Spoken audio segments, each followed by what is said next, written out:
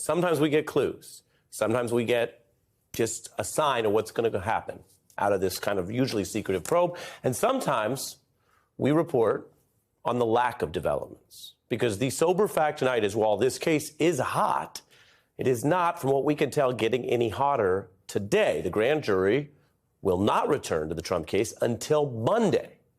DA Bragg, though, is making a little bit of news. It doesn't tell us whether he's going to indict anyone, but it does tell us that he will not be Mueller silent during this period in this political environment.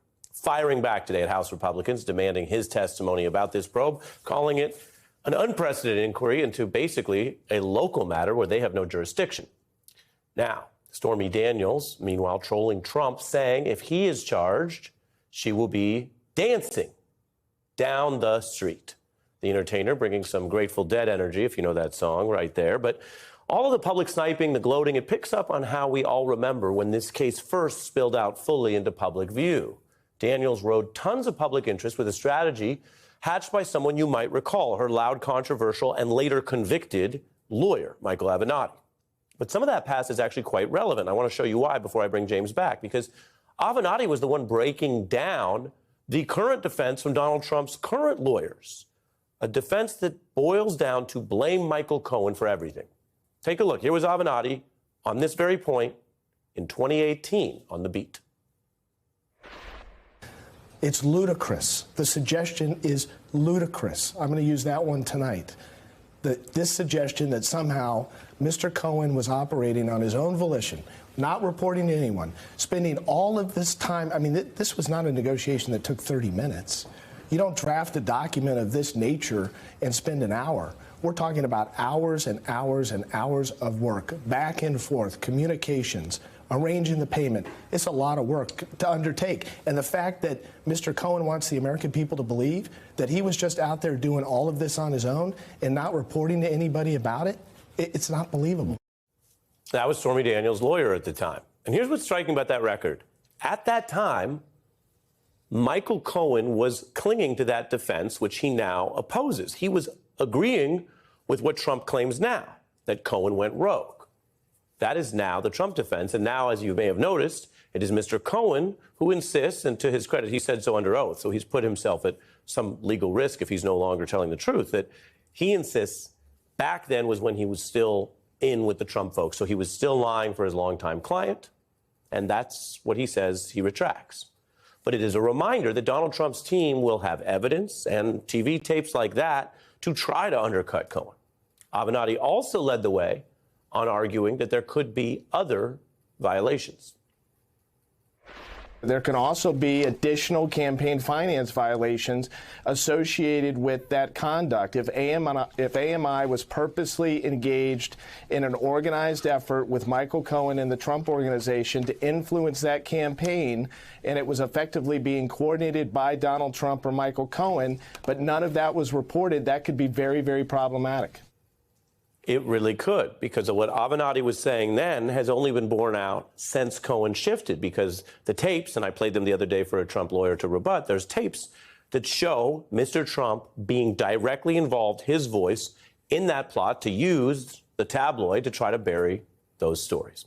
Now, a lot's changed. Cohen went to prison, recanted those defenses, as I mentioned. Avenatti was convicted of defrauding clients like Stormy Daniels and separately convicted for what was found to be an extortion attempt against the company Nike. He's currently in prison in California. So that is just some of the context. If you follow the evidence and you follow the sources and you try to get it, you can see what is provable and what is not, even as some of these different individuals have run into their own legal problems. Then you have Alvin Bragg, who is now obviously in the sights of Donald Trump, and I have a report on that later tonight, the kind of threats that prosecutors tend to face down.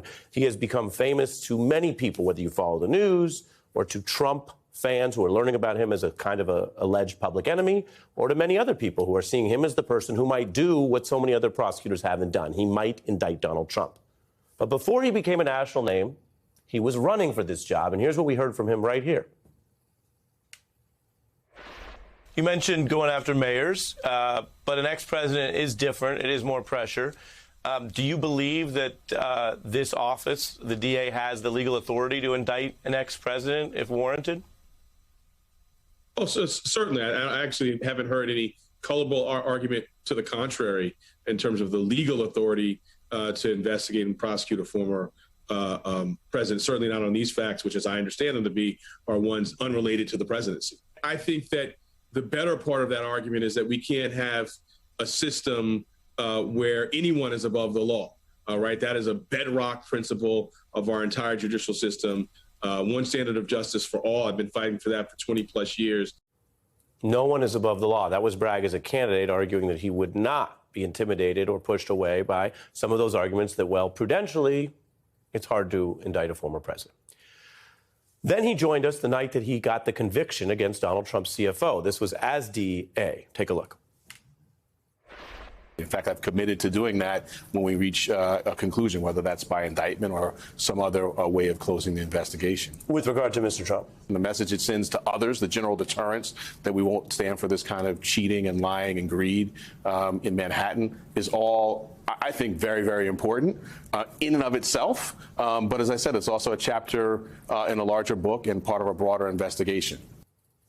He was talking about a very significant act.